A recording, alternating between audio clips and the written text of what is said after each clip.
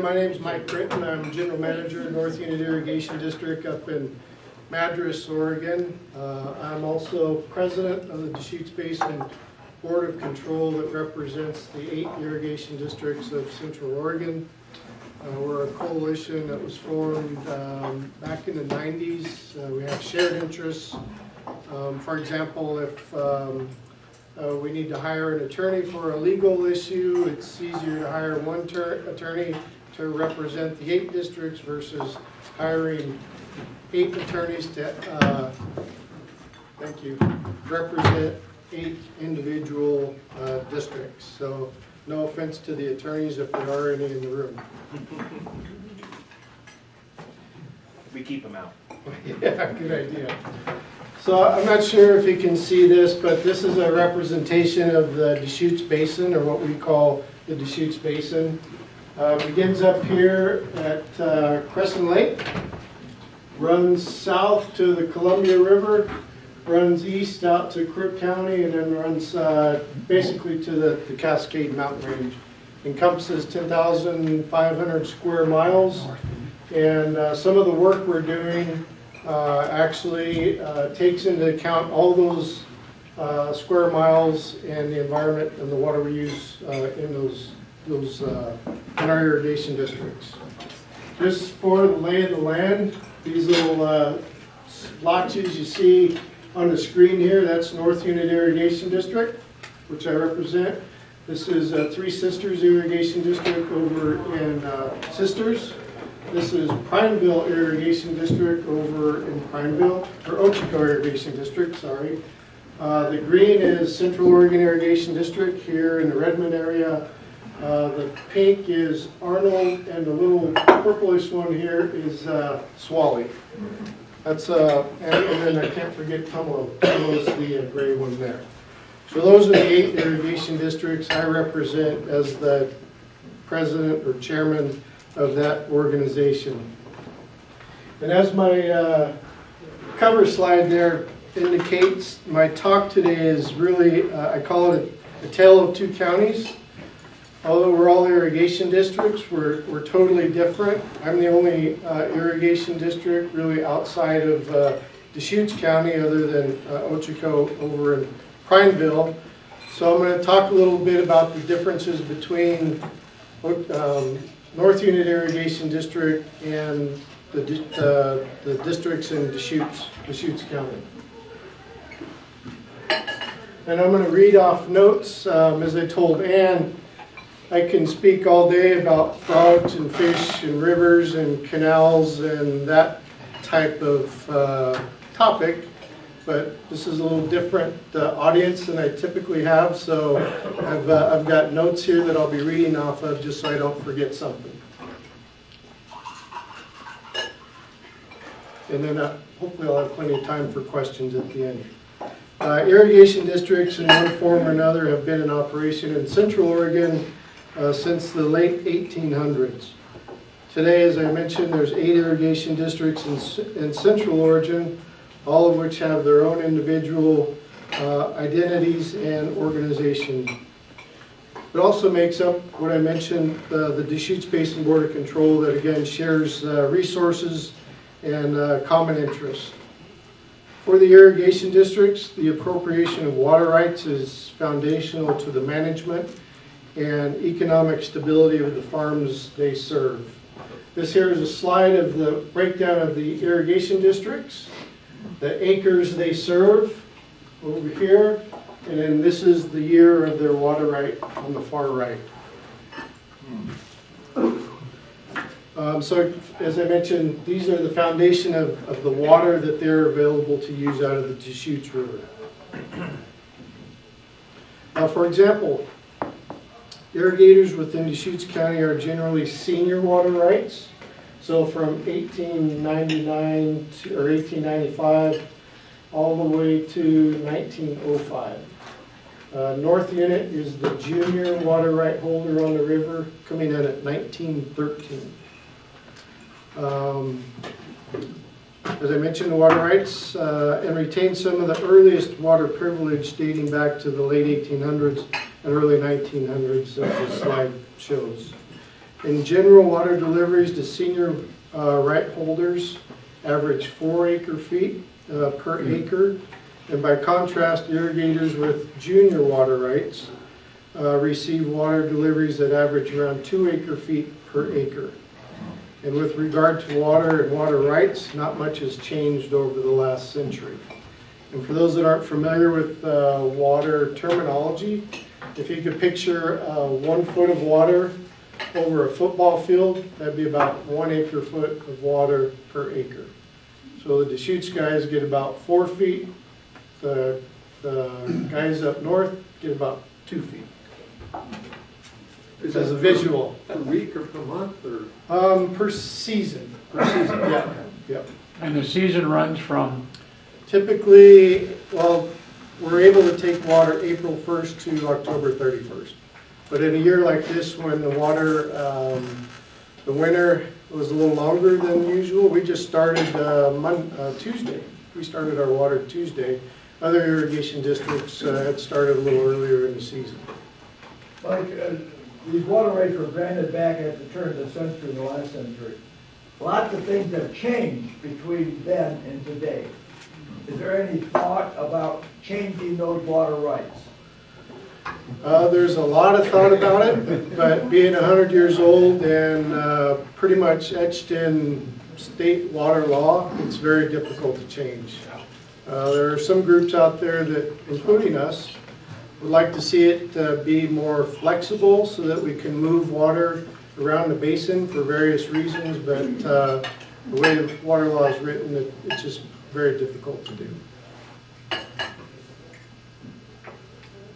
Today, among many of the crops grown in Jefferson County are vegetable seeds, grass seed, garlic, wheat, alfalfa, potatoes, oil crops, and flower seeds are the most common. Cultivation of hybrid carrot seed is our claim to fame and is particularly popular in Jefferson County. Approximately 55% of the carrot seeds planted in the United States and 45% of the global market are grown within Jefferson County.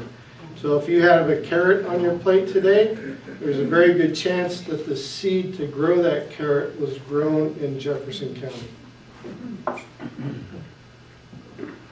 In contrast, the majority of farm acres in Deschutes County are considered pasture or forage crops like hay and alfalfa. Likewise, ranching and livestock are also important key commodities in Deschutes and Jefferson County, also play an important social and economic role in the basin, as are new and emerging markets like hemp and cannabis production, urban farms, farm-to-table co-ops, and agritourism. Many think that all irrigation districts are one and the same, whether in Deschutes County or Jefferson County, but that could be the farthest from the truth. Cases in point, I should say. The irrigation districts in Deschutes County serve a more urban and developed area with diverse needs and relatively less economic dependence on agricultural production. By contrast, irrigation in Jefferson County largely serves farms that depend on irrigated water for crop production. For example, CUID has nearly 4,000 water accounts spread over 44,000 acres, compared to just over 800 water accounts spread over nearly 60,000 acres in Jefferson County and North Unit Irrigation District. The average size of an individual irrigated farm is significantly smaller in Deschutes County relative to Jefferson County. For example, 1/3 of total irrigated acreage in Deschutes County was on farms between 10 and 50 acres in size. In contrast to Jefferson County, where irrigated acreage was on farms between 260 and 2,000 acres. In Deschutes County, the Central Oregon Irrigation District, sounds like some of you are their patrons, diverts 300,000 acre-feet annually to irrigate approximately 44,000 acres, while North Unit Irrigation District diverts 188,000 acre feet annually to serve nearly 60,000 acres. As junior water right holders, farms in Jefferson County apply water conservation strategies to achieve an average of 87% water use efficiency. In contrast, senior water right holders in Deschutes County irrigation districts have averaged around 55% water use efficiency. And that really goes back to the fact that we only get a couple acre feet per acre per year versus the Deschutes County irrigation districts that get much more water. Between 2006 and 2013, farms in Jefferson County harvested an average of nearly 13,000 acres of specialty crops such as vegetable and grass seeds per year and diverted 60% less water from the Deschutes River compared to our counterparts in Deschutes County, who averaged 239 acres of specialty crops per year. Gross income for agricultural commodity sales totaled $74 million in Jefferson County and contributed more than $260 million to the Central Oregon economy in 2012. That's an economic multiplier of about 3.5 points. At the same time, agricultural commodity sales in Deschutes County averaged $26 million and contributed $91 million to the total economic impacts. Again, with about a 3.5 point multiplier. The impact of Jefferson County's agricultural production is substantial to Oregon's economy and contributes on average $194 million per year, in contrast to $80 million generated by Deschutes County agricultural sales. As you can see, even by contrast, agriculture is vital to the economy and culture of the Deschutes Basin. Farms in Jefferson County are often multi-generational farms, while the tradition of farming in Jefferson County cultivates a highly productive agricultural industry. Deschutes County has over the decades transitioned into more of an urbanized and lifestyle agricultural community, which also plays an important role in the basin's culture and economy.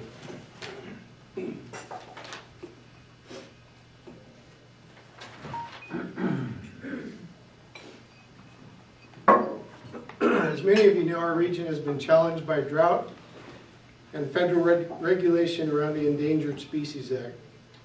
And these are the critters that we continue to deal with on a daily basis and will far into the future.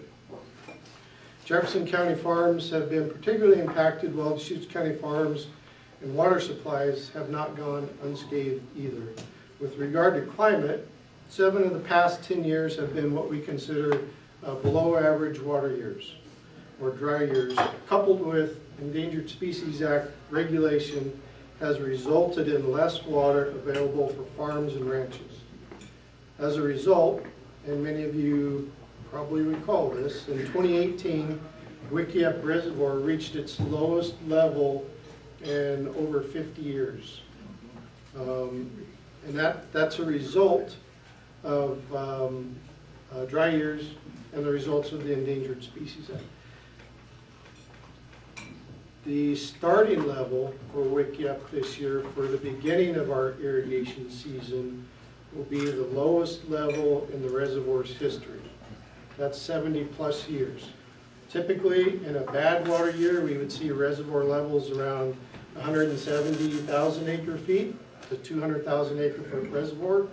This year we started with 136,000 acre feet in the reservoir. Due to these circumstances, Jefferson County farms will receive even less water this year based on current supply forecasts and its reliance on Wickiup Reservoir, which is as much as 80% of North Unit Irrigation District's irrigation supply. As you can imagine, there are many views regarding water in Central Oregon. Many think water should stay in streams and rivers versus other uses. There are those that feel it should remain on productive farmlands to provide food and fiber. And then those that don't care one way or the other, as long as their water feature in the backyard it remains intact. And there was an article in the Bend Bulletin that a couple of you mentioned. I was in yesterday's. It was an editorial, basically saying that they prefer to have their open canal in their backyard versus a piped canal, and we're really running in. We, as the Deschutes Basin Board of Control, are running into that more and more often these days, whereas in Jefferson County, they want us to pipe their ditches because they need to save that water and make the best use of it as they can.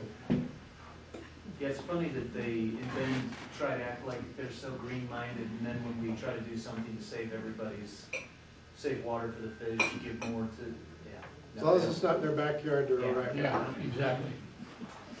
Mike, I've also heard that there's some truth that, all those canals have natural seepage. Uh-huh. How do you compare that with pipe? If we pipe everything, we lose the seepage. But It's is not it, natural. is the It's man-made. hang on, is the evaporation that much more than the seepage? Do we lose more in evaporation? The seepage is really the big culprit. Evaporation is really a small piece of it. And we've heard folks say, if you pipe that canal, you're going to dry up my well, or you're going to affect the groundwater. And there's been studies done that really show that the aquifers, the cascades, the groundwater system is so resilient that piping the ditches and canals in Central Oregon, it will have a small impact, but not one that really anybody will notice. And everything I understand from those well drillers, those that are running dry are wells that are based on artificial aquifers that were from seepage that's unnatural. Yep. So that seepage, there's nothing natural about it. There are canal systems of the area that are putting ground into the groundwater areas that people rely upon as they start to pipe them. Those historically were not aquifers. Yeah, those are shallow wells that are really unsafe wells, to be honest with you, that are being supplied with water that's seeping through the canal. So they're basically drinking canal water. So I hope nobody has a well close to the canal here today. Yeah, I think I read somewhere that local farmers are complaining that cannabis farmers are using an inordinate amount of the water supply. Have you found that to be the case? I know there's been complaints about the groundwater. Most of the cannabis or hemp growers that I'm familiar with are using water very efficiently. They put them in greenhouses. They run drip lines so they're not flood or sprinkler irrigating. We have several large hemp operations in our district, and they don't plant the crop until July.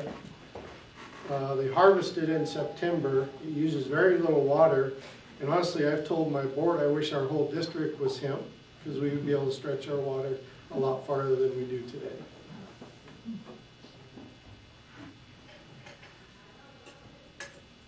Our region, particularly Jefferson County, faces significant challenges as societal views change and people lose sight of where their food and fiber come from.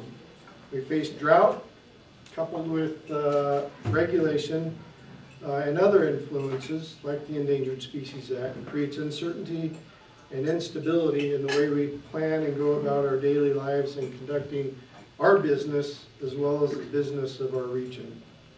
However, through collaborative efforts, the basin continues to work to find long-lasting solutions like piping for the challenges we face. And we're embarking on what's called modernization efforts. We were able to secure large-scale federal funding to help do projects, as you see here, a piping project. And through these projects, we'll be able to conserve water, make the canals a safer place to be around. We'll be able to provide pressurized water to some of our patrons. When you have a pipe and it's running downhill, it pressurizes, where you might have a pump that you turn on to turn your sprinklers on. Well, you don't need that pump anymore because there's so much pressure behind those sprinklers. You open the valve and the sprinklers run. There's temporary leases that we can do as a result of piping, and we can do off-channel habitat for the frog. And we're already doing winter releases out of Wickiup for the frog, and that's part of the reason, again, why Wickiup is in the condition it's in today, is because we do have environmental releases for endangered species as we speak today that have a tremendous impact on our water supply and the availability of our water. Piping also allows electrical power generation too, just like Yep. between Bend and Redmond, another Yep. thing that people don't talk about much. We, North Unit has 2 hydroelectric facilities that are in our canal. They're not out on the river.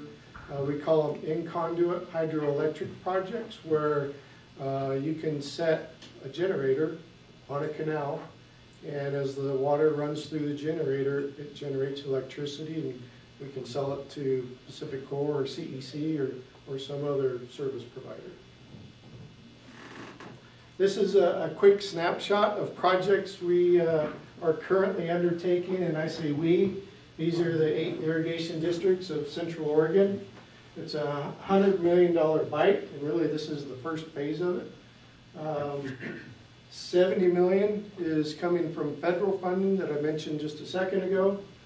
26 million is going to come from other sources, which is probably district patrons. We're lobbying the state now for some state bond funding. And then we have other grants and other financial resources that we can tap, like loans through Department of Environmental Quality. We'll lay about 400,000 feet of pipe, and we'll save close to 100 CFS, which will end up back in the Deschutes and Crooked Rivers.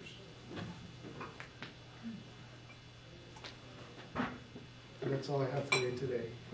Would you comment just again what the impact of the Endangered Species Act has on the water supply or demand? Early on, a lot of people said what's good for the frog is good for the fish, and what we're finding out is that's really not the case. The frog needs water for wintering habitat, and they need water for their spring breeding. So as a result of those needs, we're releasing 100 CFS out of Wickiup during the winter. Over time, that will likely increase in upwards of 400 CFS. And as we do these projects, that conserved water will offset the water that we're releasing for the frog. During the spring, when they come out of hibernation, they need about 600 CFS in the river. So during the spring, even if we're not ready for water, which was the case this year, we had to ramp up the flows in the Deschutes in order to wet some of the wetlands where the frogs are coming out of hibernation and are starting their breeding patterns and starting to move around up the upper basin. So the impacts of the frog is really significant. We looked at some of the fish species early on, and some of the practices we do today through conserved water, in-stream leasing. I won't say fixes the fish problem, but it sure helps. And over time, as we do more projects, there'll be more water in the rivers that will help not only the frogs, but the fish. Not being a farmer, how exactly does it work when you have water rights? You pay from April to October for the use of so much water that you're allotted? Yep. But you pay for that, right? Yep. Actually, each district's a little different. For us, we're a Bureau of Reclamation district, which means we're under contract by the Bureau of Reclamation to deliver to our patrons in the North Unit Irrigation District. So the assessments they pay us are actually paying back what it costs to build the project and the costs associated with operations and maintenance. Not necessarily for the water itself. Not necessarily for the water, in our case.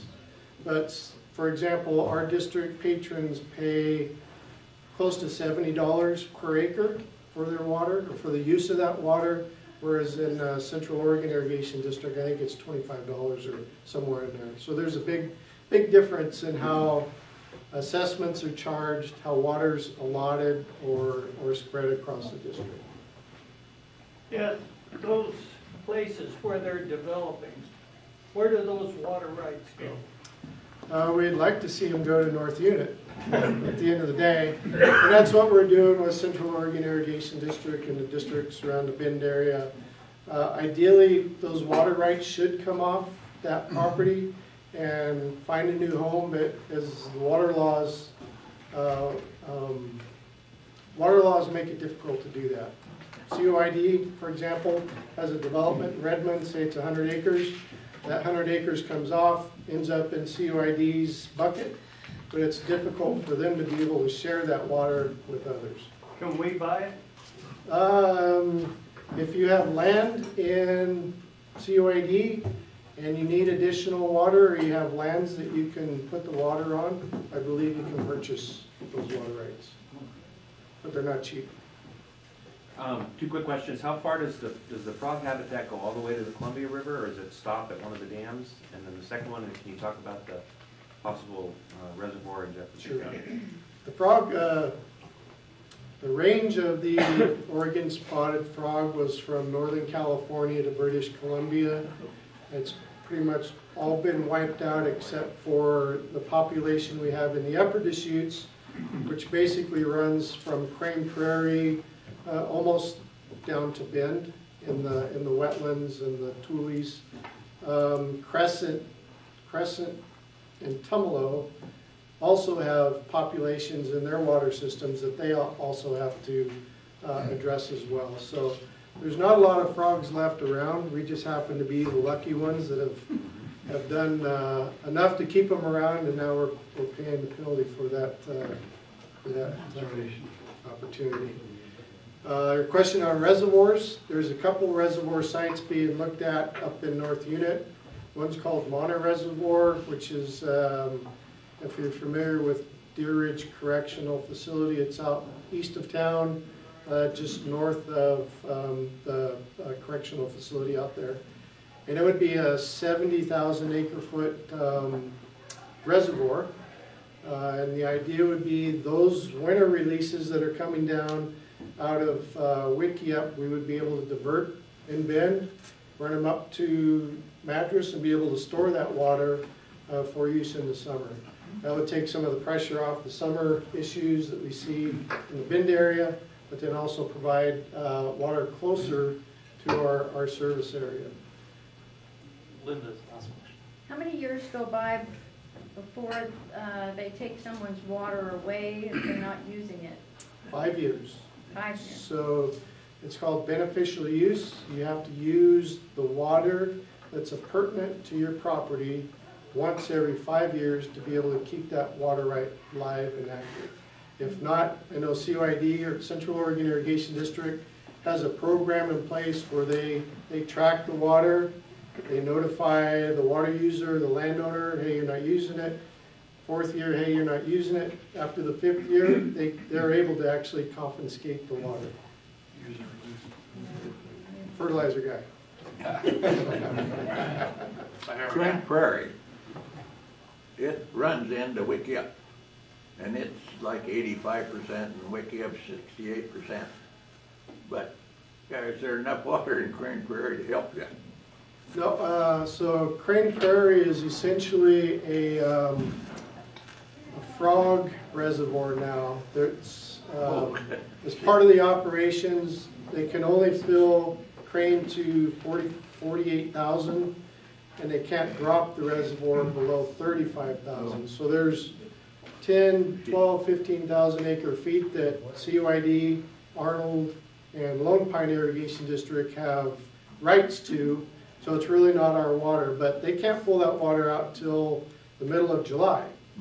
So we have, we supply them with what we call shoulder season water out of Wikiup, and then they pay us back out of with water out of Crane Prairie.